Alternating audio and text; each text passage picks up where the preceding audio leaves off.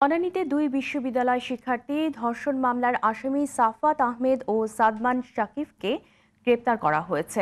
গেল রাত ৯টার দিকে সিলেটের মদিনা মার্কেট এলাকার পাঠানটুলি পাড়ার রশিদ ভিলা থেকে তাদের গ্রেপ্তার করা হয়।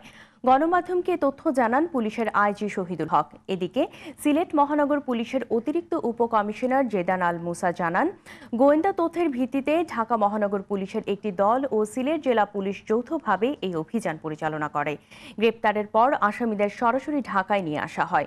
গত ৬ মে সাফাত সহ ৫ জনকে আসামি করে ধর্ষণ মামলা করেন বিশ্ববিদ্যালয় পড়ুয়া এক শিক্ষার্থী।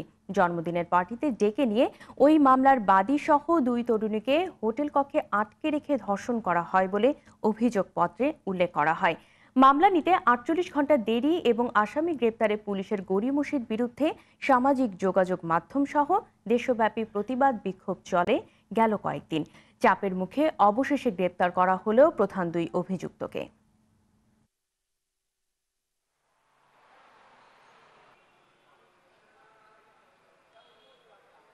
আজ রাত ৯টার সময় এটা মদিনা মার্কেটের পাঠানটুলা নামক একটা জায়গা, সেখানে রশিদ ভিলা আছে। এই রশিদ ভিলার দোতলা থেকে তাদের গ্রেপ্তার করা হয়। দুইজনকে গ্রেপ্তার করা হয়। তার ভিতরে একজন আছে সাফাত আহমেদ, আর দ্বিতীয় হচ্ছে সাকিব সাদনাম। ঢাকা থেকে পুলিশ হেডকোয়ার্টারের একটা টিম আসে, সাথে আমাদের সিলেট মেট্রোপলিটন পুলিশের টিম থাকে, আর জেলা পুলিশ যৌথ মিলে সেখানে অভিযান করা হয় এবং সুনির্দিষ্ট গোয়েন্দা তথ্যের ভিত্তিতেই তাদের আটক করা হয়।